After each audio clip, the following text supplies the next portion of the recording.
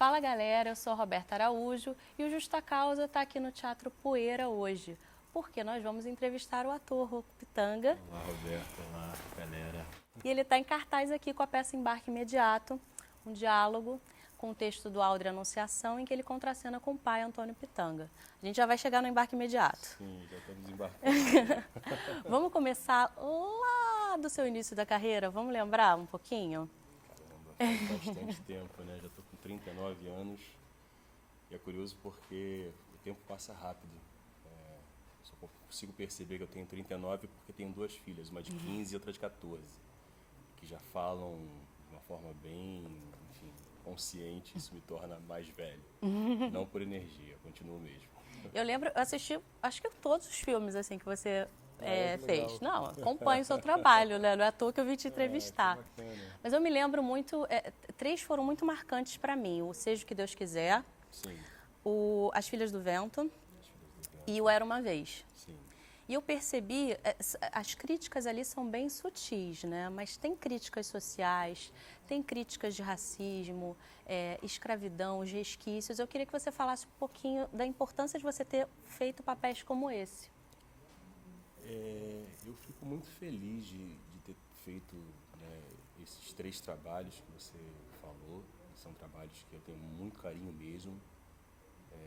Até porque eu acho que a indústria do entretenimento, ele pode ser algo mais do que só entretenimento, né? A gente pode também aproveitar e informar e contribuir.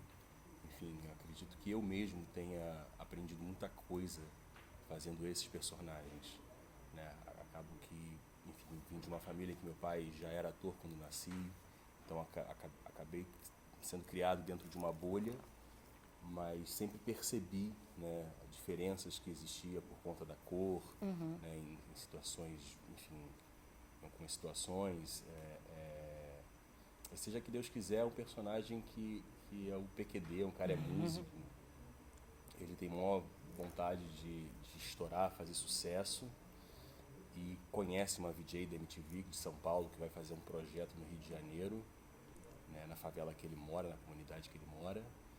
Ele se encanta com a VJ se encanta com enfim, a ingenuidade dele, a força, a energia, e no dia seguinte, de uma noite que eles têm, ela é sequestrada, tem um sequestro relâmpago, e acontece aquela coisa que normalmente, enfim, acontece no Brasil, né? Tipo, aconteceu algum crime, normalmente a figura, o símbolo é um negro pobre, né? E ele, enfim, não tinha nada a ver com isso. Ele vai para São Paulo para tentar se explicar, acaba preso no final do filme, nada acontece. E é uma loucura isso também, né? Eu me lembro de uma cena que você está subindo com o Caio Junqueira, que fazia também com você. Sim. E era o irmão da VJ. E aí depois o porteiro sobe e fala, não, tá tudo bem aqui, porque o seu irmão subiu com um cara estranho. Sim, sim. Nossa, sim. aquilo ali já é uma crítica total, né? Total. E olha que esse filme já faz 10 anos, não, 39, eu tinha 19 anos, 20 anos, sim, por aí. E lá atrás a gente estava falando a mesma coisa que eu continuo falando hoje na peça Embarque Imediato, que inclusive a frase, uma das frases finais do personagem do Cidadão 2 para o Cidadão 1, que ele fala é: nada mudou. A gente continua nessa mesma sala clean, né, que pode também fazer uma analogia, e continuamos na mesma discussão, né, na mesma briga, enfim, nas mesmas obviedades, nas mesmas faltas de respeito, porque é falta de respeito com o ser humano, eu acho. Sim, sim, total. A integridade do ser humano em geral. E esses três filmes, eles até têm, né, eles dialogam um pouco com essa questão. O Filhas do Vento, ele também é muito bonito, na verdade, porque ele tem uma temática na qual é um elenco de uma família inteira negra. Ali, na verdade, é até um filme um pouco diferente, para ser sincero, porque ele fala de relações humanas, né? Tem um acerto de contas de duas irmãs que param de se falar durante muito tempo, e enfim, elas resolvem isso no final do filme com a morte do pai. Eu até gosto também desse tema porque ele fala de amor, ele fala das relações, ele mostra que existe, né, uma possibilidade de escrever uma dramaturgia sem que seja essa dramaturgia também que está sempre colocando o negro numa posição inferior. Maravilha. Ou socialmente uma pessoa numa situação inferior. Ali fala de seres humanos, independente da cor. São atores negros, são personagens negros de uma família negra, mas podia ser de qualquer família. Então isso é bacana, Sim. você entender que essa diferença é estrutural, né? Hoje a gente fala muito de racismo estrutural. Existe uma estrutura que coloca muitas vezes o negro em posições muito difíceis de representatividade, né? Hoje, sei lá, teve esse filme aí, Pantera Negra, a gente vê uma opção de crianças negras felizes, querendo ser, né, um herói. Antigamente não tinha heróis negros. Ele falava, pô, mas você vai ser super-homem, você é negro, como assim? São coisas que parecem até bobas, mas não são. São muito sérias porque elas... Sim.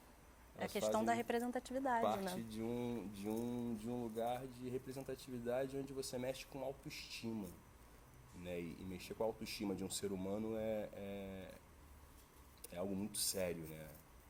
Você mexer com a motivação, motivo para a pessoa, né, agir, motivo para viver. Então, se não existe algo que dê referências, né, para que seja algo maior nessa caminhada, eu acho que a caminhada não faz muito sentido. E você falou, acho que sinto muito também, não? Não, sinto muito não foi o sinto mais muito, novo. O Era foi Uma mais novo, Vez. foi Era Uma Eu tô Vez, indo na você tá escada. no mesmo grupo, na É. mesma temática. O Era Uma Vez eu achei... O seu personagem também, o Carlão, era um cara muito bacana. Era. Gente boa, Sim. que aí acabou preso por uma coisa que ele não fez. Sim, sim. Passou anos preso. Passou anos preso, teve que...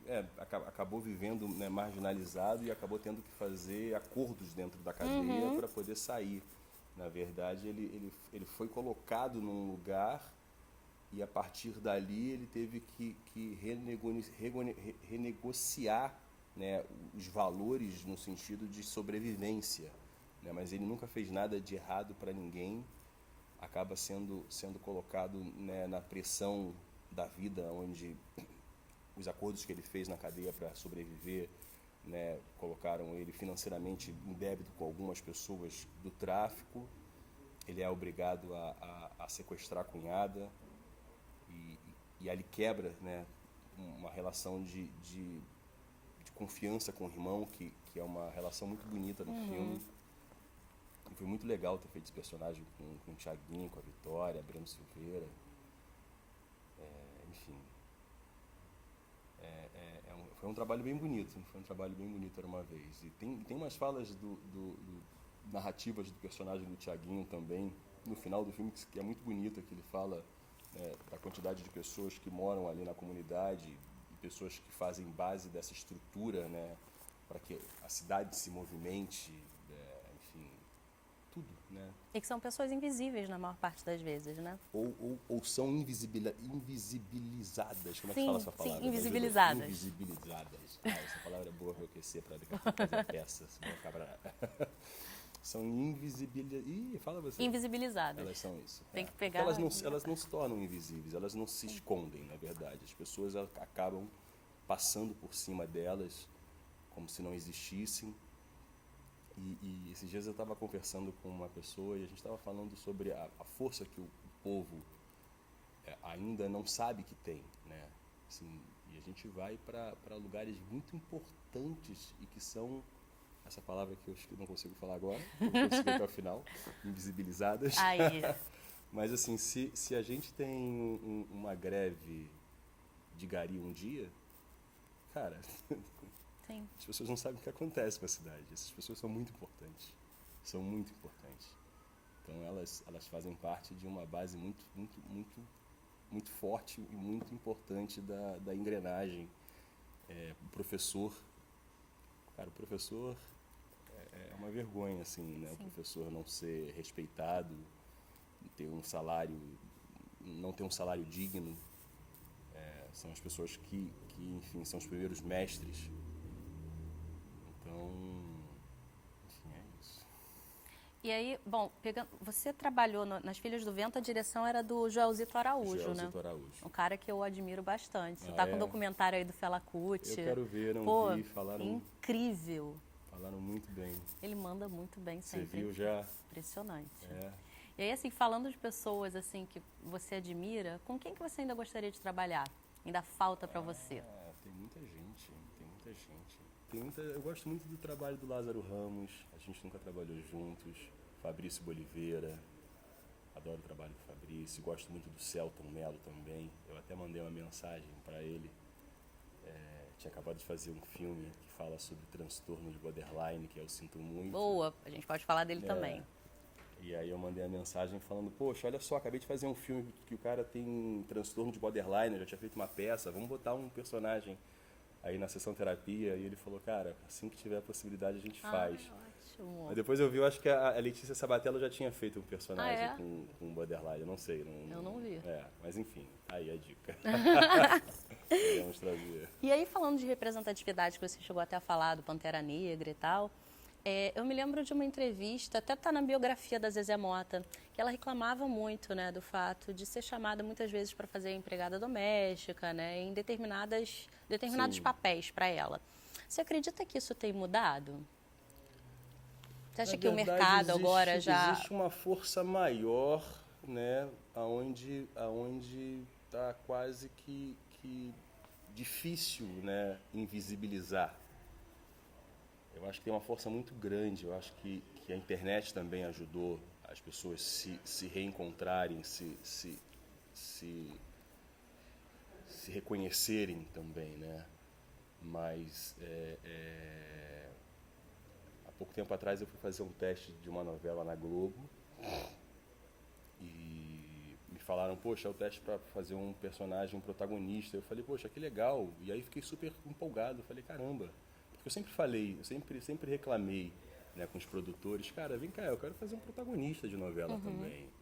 Qual é o problema? Enfim, se eu não for apto, vou fazer o teste. Claro. E vou descobrir no teste se sim ou não. E aí a gente muda a família, muda o núcleo. Se o problema for o núcleo, enfim, a gente bota o núcleo todo negro.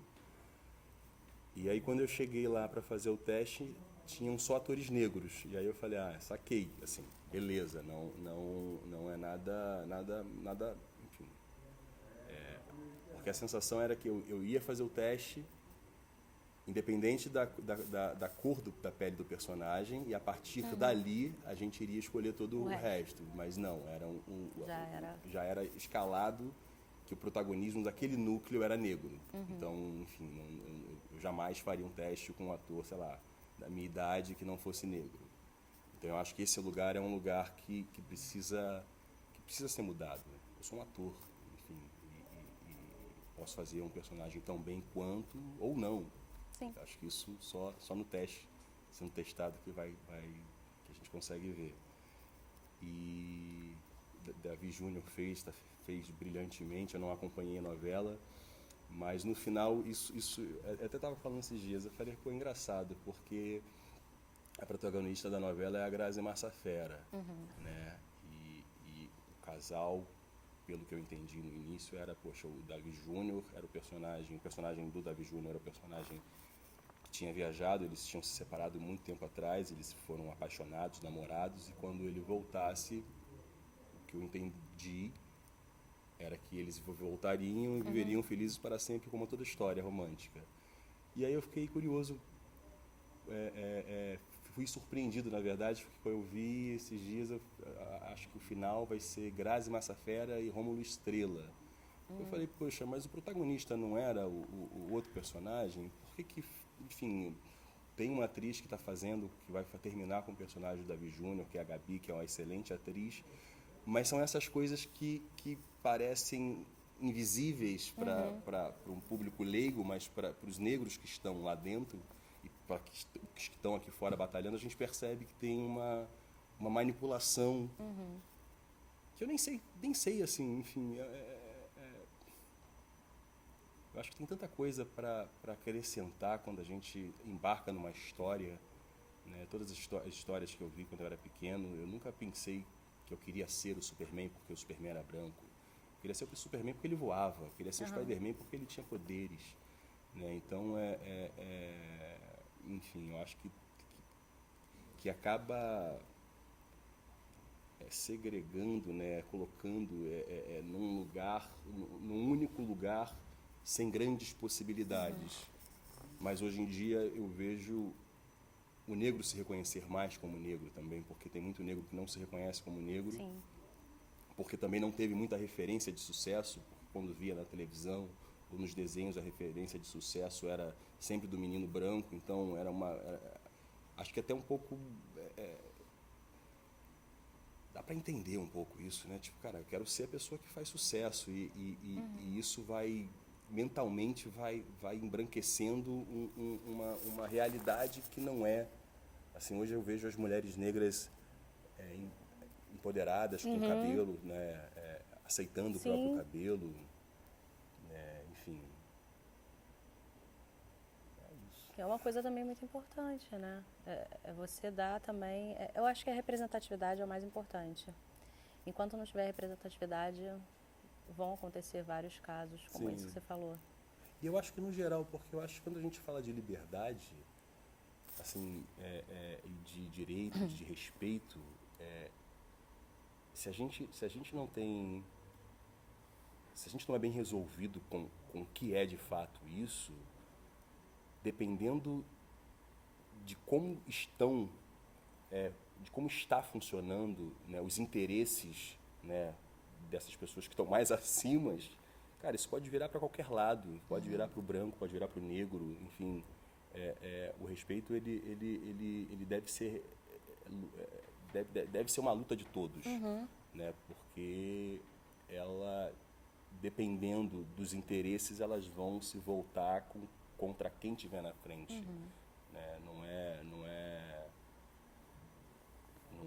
é para polarizar, né, separar. Eu acho que, enfim, eu sou meio romântico com essas coisas. Eu acho que o ser humano, ele, cara, sei lá, o ser humano ele podia ser mais harmônico, mais fácil. E aí, falando da peça do Embarque Imediato, que vai começar daqui a pouco, Sim. achei sensacional o texto do Aldo, a Anunciação, e vocês dois, pai e filho, em cena. Sim. Eu queria que você falasse um pouquinho da peça, né, de ancestralidade, diáspora, e de como que é contracenar com o seu pai, né, estar em família, numa peça tão, acho que é essencial, seria a palavra, necessária para as pessoas assistirem. Cara, essa peça, ela me fez olhar para um monte de questões que talvez eu já tivesse nelas, mas nunca parei realmente para na real mesmo, de falar, caramba, é verdade, né? E estar fazendo com meu pai é muito bom, porque são questionamentos que eu acho que a gente deve ter, quem somos nós, né? Da onde viemos, para onde vamos, o que estamos fazendo aqui, qual é o sentido disso tudo, né? E quando a gente fala de ancestralidade em cena, eu olhar para o meu pai e questioná-lo como personagem, mas na verdade é o Rocco fazendo o personagem, mas acaba sendo o próprio Rocco que nunca questionou, nunca dialogou na vida. Eu nunca tive esse tipo de diálogo com meu pai na vida. Então está sendo um presente, né? Poder estar pensando, repensando sobre esse assunto, né? Enfim, durante esse período da peça. Enfim, a gente estava conversando há pouco tempo atrás numa estreia que a gente fez lá em Salvador. E aí uma menina falou, poxa, eu não posso ter dupla cidadania, porque conversando com uma amiga, a amiga falou, minha família veio da Itália e não sei o quê, e enfim, a minha família negra, né, se a gente parar para ir... Né, fazer a árvore, né? A árvore tem uma hora que corta e você não consegue, enfim, ter uma dupla nacionalidade. Então, cara, está sendo muito bom, é muito legal, porque é uma peça que tem, né, a diáspora negra, mas fala de uma diáspora do ser humano. Por isso que eu falei, quando a gente fala de respeito, a gente está falando, na verdade, de respeito, o respeito é uma palavra, enfim, eu acho que ela tem o mesmo sentido em qualquer língua, a maneira de respeitar, né? Então, fala de uma maneira geral, dá para se ver diaspórico sendo, né, branco, sendo índio, sendo japonês. Uma menina que veio assistir, que a família dela toda é do Japão, ela falou, cara, eu fui lá em Tóquio, fui procurar a minha raiz, porque eu também não tinha. Me fez pensar que eu nunca tive, nunca projetei na minha vida ir para a África. E é verdade, hoje, depois da peça, tenho vontade de ir para a África também, conhecer um pouco mais. Ele fala da distância do velho e do novo, né? Meu pai tem 80 anos, eu tenho 39 anos. E aí a gente tem feito essa peça e a gente tem ficado juntos, né, mais vezes durante a semana, coisa que normalmente não ocorre na vida, porque ele tá trabalhando, eu também estou trabalhando, tenho a vida dele, minha vida. E é tão gostoso estar perto da nossa árvore, né, porque tem uma energia afetiva que estou aprendendo a escutar mais. Ele é um cara que escuta muito. E com as minhas filhas eu estou aprendendo paciência, só que de uma outra forma. A paciência que ele está me ensinando a lidar com elas. Mas estou aprendendo muito também, porque é uma geração muito diferente da minha, né? Na minha época, a gente tinha fita cassete ainda, enfim, trocava uma fita cassete, prestava uma fita de videogame. Elas nasceram já com... Soprava fita, né? Eu soprava fita, dava tapa na televisão. Elas já cresceram já com smartphone, mexendo já, deletando. Eu aprendi com elas a deletar um pouco, porque eu acho que eu sempre fui muito de guardar. E eu acho que essa geração mais, né, que está antenada na internet e arquivando coisas, deletando coisas, elas são menos apegadas do que eu às coisas. E são duas mulheres, né? Então tem um lado feminino também. São duas mulheres empoderadíssimas, com um gênio forte. Então elas me ensinam mais a respeitar a mulher também, a entender mais a mulher. Tô numa boa escola. E aí, falando ainda dos filhos, tem uma hora na peça que você fala sobre vários personagens, várias pessoas importantes na nossa história. Sim. Malcolm X, Martin Luther King. Sim. Eu queria pegar o Martin Luther King quando ele fez o discurso do Eu Tenho um Sonho, que todo mundo conhece. Né? Ele tinha um sonho para os filhos. Né? Eu queria saber qual o sonho que você tem para as suas filhas. Meu sonho enfim, é que elas sejam felizes, livres e possam ter a escolha delas, né, sem se preocupar com o que vão achar. Esses dias a gente estava falando, eu li no Instagram alguma coisa falando sobre identidade, não, sobre caráter e reputação. Caráter é o que você é e reputação é o que as pessoas acham, o que elas acham de você. Né? E eu acho que a nossa identidade hoje é muito, né, voltada para o que as pessoas acham de você. Então, eu espero que elas tenham né, é uma geração diferente, né, com mais eles são mais generosos, eles são mais, me parece, mais respeitosos com escolhas de gênero e outras coisas. Com certeza. Então eu espero que elas possam vir com certeza de fazer o que elas acham que é certo e enfim, de uma forma muito honesta, honrosa, nobre, sabe, sem que seja comparada pela cor da pele ou pelo dinheiro, enfim, de igual para igual. E aí, para fechar, porque você tem que se preparar para a peça, a gente sempre pede para as pessoas darem uma indicação, ou de leitura, ou de filme, alguma coisa que vai enriquecer culturalmente quem está assistindo a gente. Que indicação você pode dar? Cara, tem um filme que eu vi há pouco tempo atrás que ele me balançou muito. Inclusive o Aldri tá no elenco, de uma galera da Bahia, de Cachoeiras, da Rosa Filmes, que se chama Ilha. E fala, inclusive, desse lugar que o cinema ficou um pouco careta. Enfim, tem uma mensagem muito bacana ali. E é um filme muito bonito. É um filme muito bonito, o Alder tá bem pra caramba, o Renan Mota também. É uma bela direção e filme nacional. É um belo filme nacional. Assistam Ilha, vale a pena. E é importante, né, a gente valorizar Sim. o nosso cinema, né? Sim. Manifestações sempre. Tá lá no Justa Causa também. Valeu. Obrigada, Ruco. Obrigado a você. Muito obrigada. Ah, e outra coisa, o embarque imediato. Vai para outra cidade? Como é que vai ser? E a gente está indo para São Paulo, Sesc Consolação. A data exata eu ainda não sei, mas provavelmente em fevereiro. A gente divulga, pode deixar. Beleza. Falou. Tamo junto. Obrigada.